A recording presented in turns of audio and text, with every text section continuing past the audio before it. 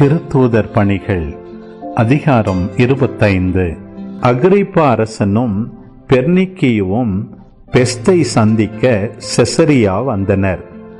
அவர்கள் பல நாள்கள் அங்கு தங்கியிருந்தபோது பெஸ்து பவுலுக்கு எதிரான வழக்கை அரசனிடம் எடுத்து கூறினார். பெலிக்ஸ் கைதியாக விட்டு சென்ற ஒரு மனிதர் இங்கு இருக்கிறார். நான் எருசலேமில் இருந்தபோது தலைமை குருக்களும் யூதரின் மூப்பர்களும் அவரை பற்றிய வழக்கை என்னிடம் தெரிவித்து அவருக்கு எதிராக தீர்ப்பளிக்க வேண்டுமென்று கேட்டுக்கொண்டார்கள்.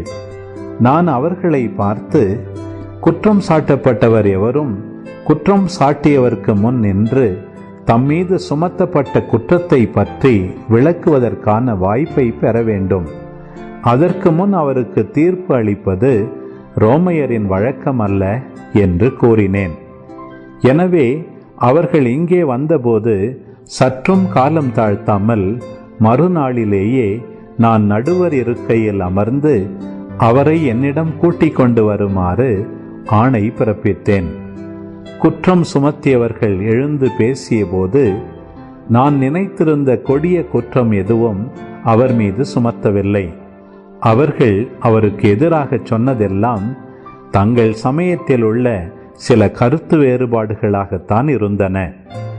இறந்து போன இயேசு என்னும் ஒருவரை பற்றியும் அவர்கள் பேசினார்கள். இந்த இயேசு உயிரோடு இருப்பதாக பவுல் சாதித்தார்.